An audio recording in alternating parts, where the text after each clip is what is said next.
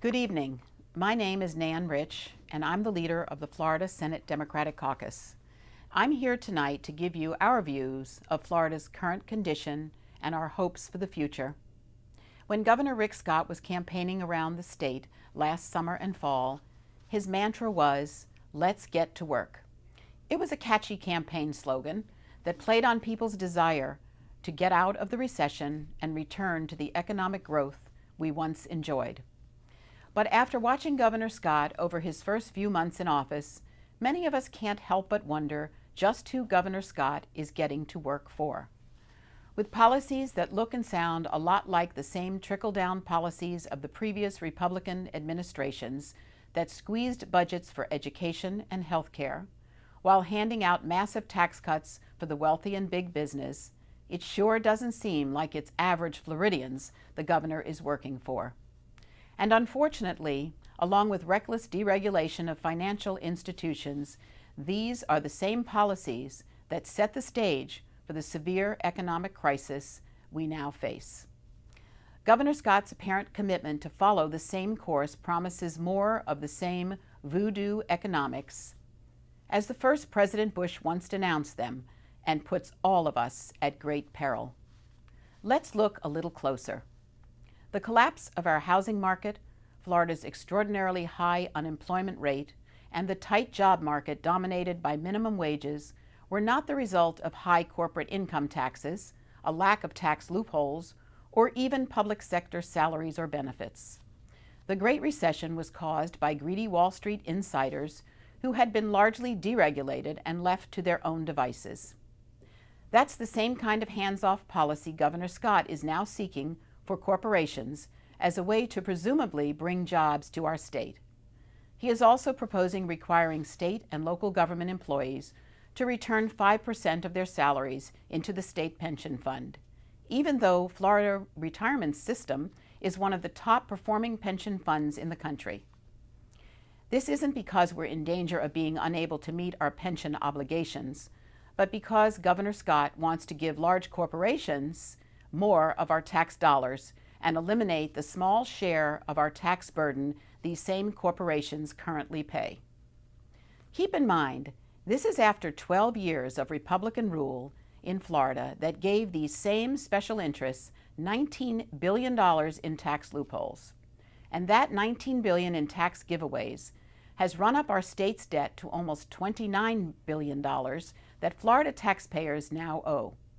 That means every single Floridian, even those still in Pampers, are saddled with an annual bill of $1,500 for years to come. Large corporations do not need more of our tax dollars, as Governor Scott would have us believe. They are already sitting on billions of dollars they are reluctant to put to good use by investing in job creation. With one of the best business tax climates in the country, we should have one of the lowest unemployment rates and job creation should be booming. But it's not. More than 1 million out-of-work Floridians and hundreds of thousands of underemployed Floridians can attest to that.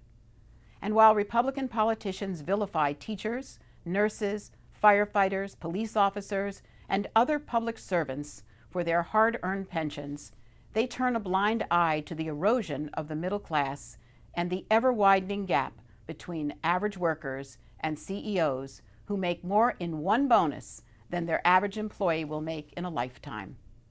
Floridians, like the rest of America, should be working their way into the middle class, not falling out of it. But that's what's going on.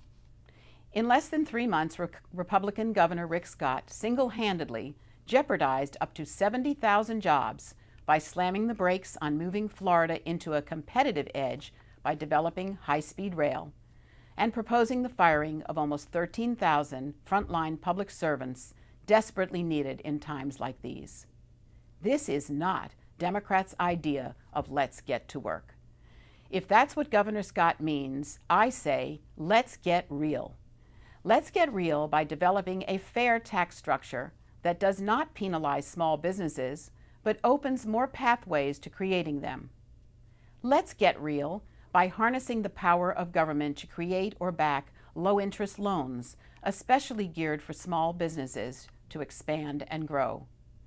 Let's get real by committing tax dollars to community colleges and state universities so that Floridians can learn new skills and future scientists, engineers, and entrepreneurs can flourish.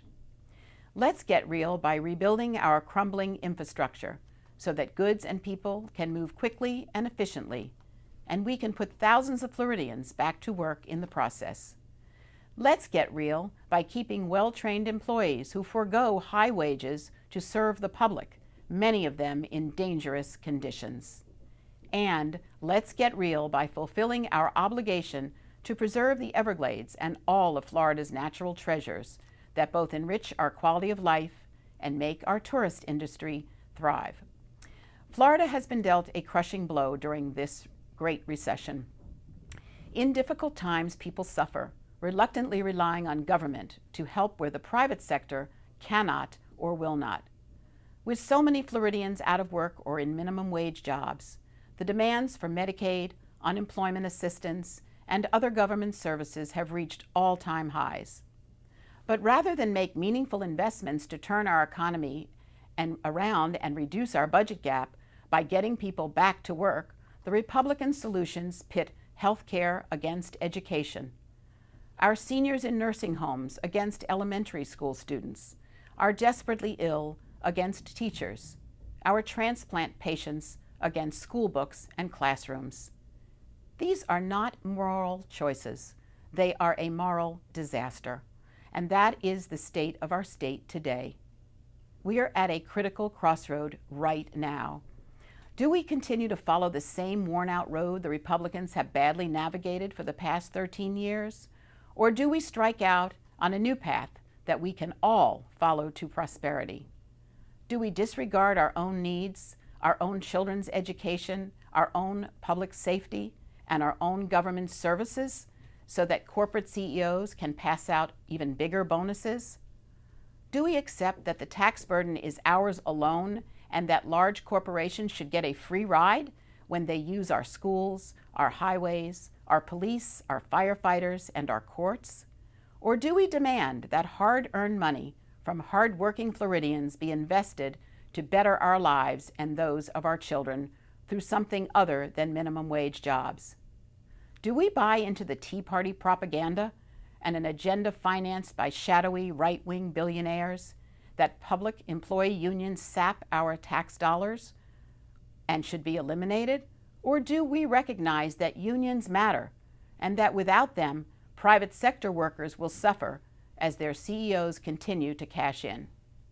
And lastly, as one corrections officer boldly asked the governor, do we finally demand of the wealthy the same sacrifices we have demanded of ourselves? The 2010 election wasn't a mandate for right-wing values. It was a mandate for moral values. Committing our tax dollars to building Florida's future instead of creating yet more loopholes for big corporations. Educating our workforce so that businesses that value hard work and good training come to our state. Reforming regulations that stifle small businesses without sacrificing safety, clean air, and clean water. And making sure quality care, not HMO profits, is our primary goal when it comes to health care for our children, our seniors, our disabled, and our gravely ill. Floridians are known for their determination and their boundless hope in the face of adversity. If we can build a state from swamps and sand, surely we can rebuild Florida by recognizing our common responsibilities to one another and the principles of equality, fairness, and hard work so that every Floridian has an opportunity to succeed. These are the values that Democrats have always stood for and which will continue to guide us as we get to work for all Floridians, because these are the values that matter. Thank you and good night.